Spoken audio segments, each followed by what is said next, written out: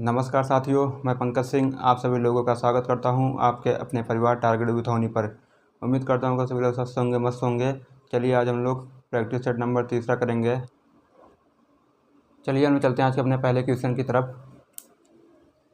जैसा कि चित्र में दिखाया गया है, फेस का प्रत्येक पृष्ठ A B C D E और F अक्षर से छपा होता है। ए फलक के विपरीत साइड पर क्या छपा है। जब भी डाइस से क्वेश्चन आए और उसमें विपरीत पूछे तो इसको हम लोग कॉमन के नियम से सॉल्व करते हैं। कॉमन नियम वो होता है, जैसे इसमें देखेंगे जो डाइस दिया गया है और डाइस में कौन से अक्षर कॉमन है। जैसे इसमें ACB है, इसमें BFE है, इसमें हम लोग कॉमन देखेंगे। B इसमें भी है, B इसमें भी है, B कॉमन है। जो अक्षर कॉमन होता है उसी अक्षर से हम लोग घड़ी के दिशा में क्लॉकवाइज घूम जाते हैं, घड़ी दिशा में। जैसे B फिर A फिर C, B लिखेंगे, A लिखेंगे, C लिखेंगे। फिर इसमें जो कॉमन अक्षर होता है वहाँ इसमें घड़ी की दिशा में, घड़ी की सुई की दिशा में घूमना होता है। जैसे B है, B के बाद F, F के बाद E, घड़ी की दिशा में घूमेंगे तो यहाँ B हो जाएगा, यहाँ F हो जाएगा, यहाँ E हो जाएगा।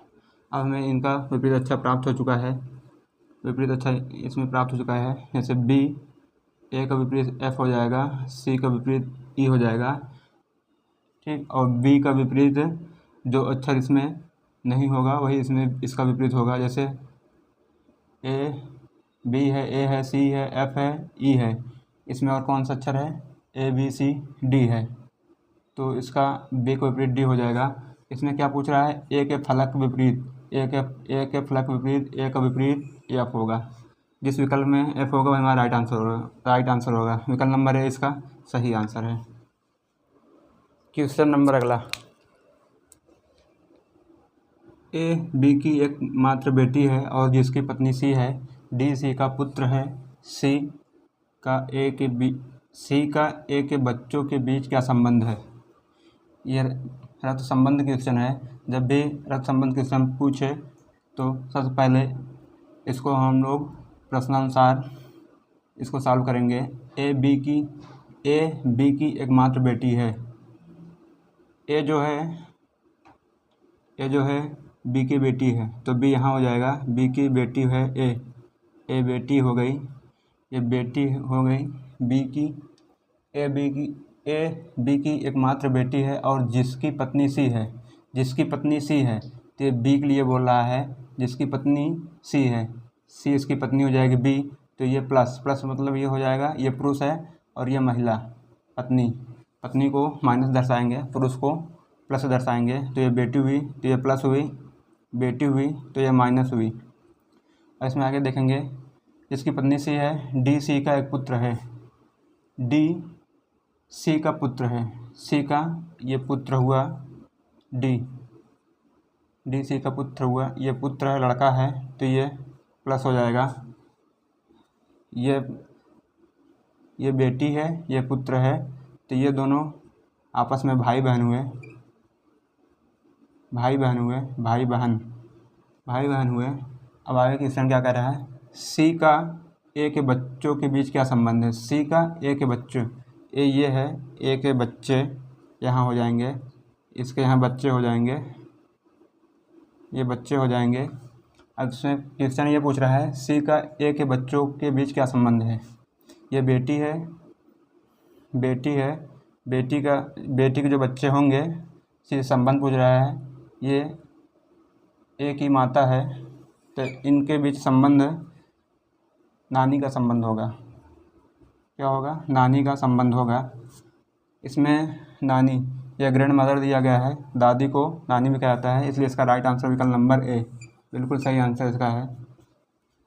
क्वेश्चन नंबर अगला, दी गई श्रृंखला के लिए निम्नलिखित में से कौन सा अगली आकृति होगी। ये श्रृंखला जो दिया गया है इसमें एक अक्षर है और एक चिन्ह दिया गया है।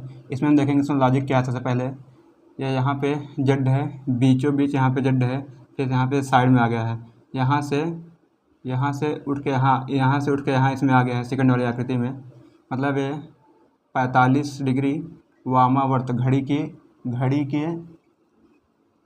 की विपरीत साइड में ये घड़ी की वामावर्त दिशा में घूम रही है। और ये जो चिन्ह दिया गया है इसको हम लोग देखेंगे ये भी घड़ी की विपरीत दिशा में ही 45 डिग्री घूम रही है। 45 डिग्री घूम रही है, दोनों आकृति 45 डिग्री घूम रही है। अब इसमें यहाँ आ गया है चिन्ह, इसमें यहाँ आ गया है, तो ये जेड यहाँ है, 45 डिग्री घूमेगा तो अगली आकृति में यहाँ आ जाएगा। उसी प्रकार ये यहाँ है जेड, अगली आकृति में घूमेगा तो बीच में आ जाएगा। फिर उसी प्रकार जेड फिर यहाँ है तो अगली आकृति में घूमेगा यहाँ साइड में, कॉर्नर पे जेड आ जाएगा। कुछ इस प्रकार बनेगा अगली आकृति। ये जेड यहाँ कॉर्नर पे आ जाएगा और एड्रेट यहाँ देखेंगे, यहाँ है, इस कॉर्नर पे है।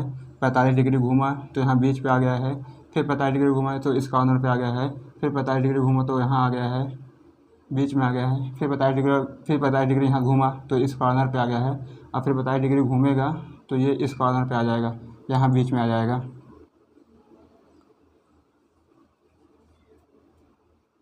ये चिन्ह दिया गया है, चिन्ह यहाँ पे आ जाएगा। और ये जो जेड है, जेड यहाँ है, 45 डिग्री घूमेगा तो इस कॉर्नर पे आ जाएगा। गलती से यहाँ मिस्टेक से यहाँ लिखा गया था, जो कि इस जेड इस तरफ आ जाएगा। जिस विकल्प में इस तरीके से चित्र बना होगा वही हमारा राइट आंसर होगा। चिन्ह यहाँ बीच होना चाहिए, चिन्ह ये बीच में है, जेड इस कॉर्नर पे है। इसका राइट आंसर बिल्कुल विकल्प नंबर सी सही है। क्वेश्चन नंबर अगला, दिए गए आंकड़े से कितने समकोण त्रिभुज बनाए जा सकते हैं। दिए गए आंकड़े से कितने समकोण त्रिभुज। सबसे पहले क्वेश्चन पर ध्यान देना है। क्वेश्चन क्या कह रहा है, समकोण त्रिभुज। हमें सिर्फ वही त्रिभुज चाहिए जो समकोण त्रिभुज हो। समकोण त्रिभुज यहाँ देखेंगे, समकोण त्रिभुज यहाँ बन जाएगा, एक ये बन जाएगा, और एक समकोण त्रिभुज ये बनेगा, ये वाला। दूसरा त्रिभुज ये हो जाएगा, और तीसरा समकोण त्रिभुज ये बनेगा, तीसरा ये बन जाएगा। चौथा समकोण त्रिभुज ये बनेगा, और पांचवा समकोण त्रिभुज ये बनेगा। इसमें सिर्फ 5 ही समकोण त्रिभुज बनेंगे। इसका राइट आंसर विकल्प नंबर डी होगा। क्वेश्चन नंबर अगला, पहले जोड़े के तर्क को ध्यान में रखते हुए एक विकल्प को चुनें जिसमें सभी चिन्ह के स्थान पर एक ही तर्क हो। P अनुपाते M समानुपाते E अनुपाते क्वेश्चन मार्क। क्वेश्चन ये कह रहा है कि जब भी जो पहले जोड़े में लॉजिक है, तर्क है, वही सेकंड वाले जोड़े में लॉजिक होना चाहिए।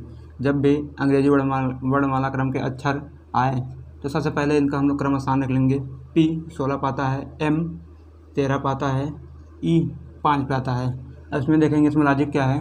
पहले वाले जोड़े में ये P 16 पे है, M 13 पे है, तो इसमें -3 हुआ है, और E 5 पे है, E 5 पे आता है, इसमें -3 करेंगे तो 2 आ जाएगा, 2 पे B आता है, क्वेश्चन मार्क का स्थान पे B आ जाएगा। जिस विकल्प पे B होगा वही हमारा राइट आंसर होगा। विकल्प नंबर डी इसका बिल्कुल सही आंसर है। क्वेश्चन नंबर अगला, पहले जोड़े के तर्क को ध्यान में रखते हुए एक विकल्प चुनें जिसमें प्रश्न चिन्ह के स्थान पर एक ही तर्क हो।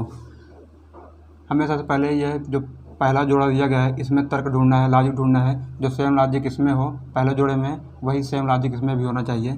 यहाँ 2 है, 1 है, 3 है, 6 है, 2 है, फिर 7 दिया गया है, 7 है। सबसे पहले इनके अंकों को हम लोग जोड़ देखेंगे। सबसे पहले इनके अंकों को जोड़ेंगे।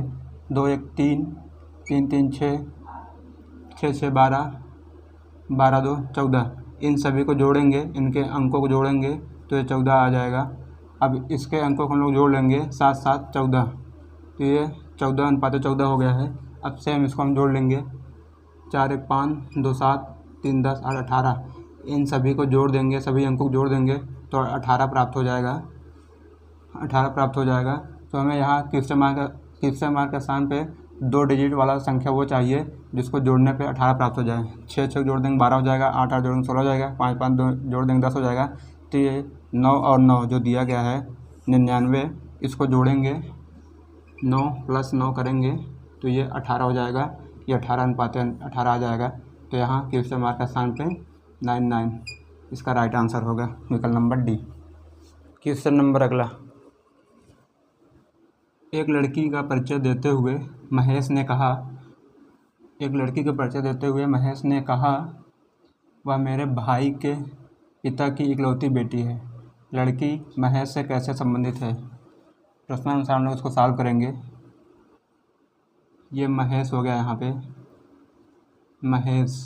ये लड़की के परिचय देते हुए महेश ने कहा वह मेरे भाई, मान लीजिए महेश का भाई यहाँ हो गया, महेश का भाई यहाँ हो गया, महेश वह मेरे भाई के पिता की, भाई के पिता की मतलब महेश के पिता हुए भाई के पिता की इकलौती बेटी है। यहाँ हो जाएंगे पिता, इनकी इकलौती बेटी है, इकलौती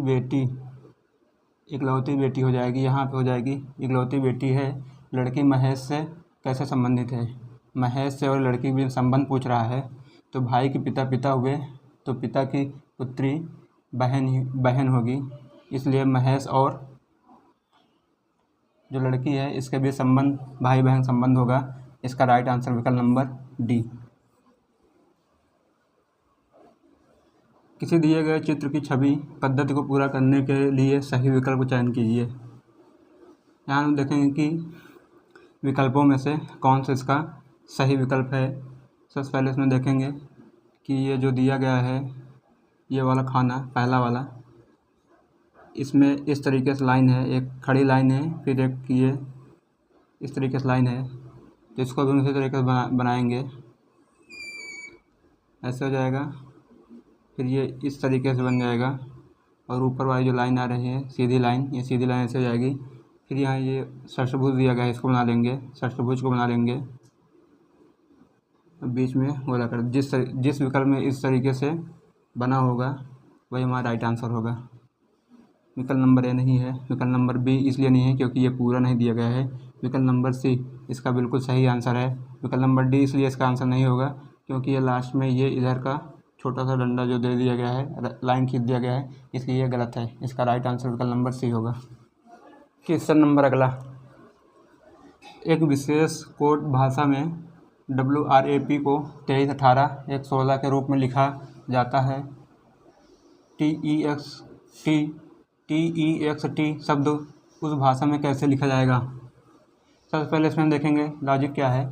WRAP W23, यहाँ हम देखते हैं संख्या, ये जो यहाँ संख्या दिया गया है देखने पर चल रहा है इनका क्रम स्थान दे दिया गया है। जैसे W23 पाता है, R 18 पाता है, A 1 पाता है, P 16 पाता है, 23, 18, 116, 23, 18, 116, सेम इनका क्रम स्थान ही दे दिया गया है।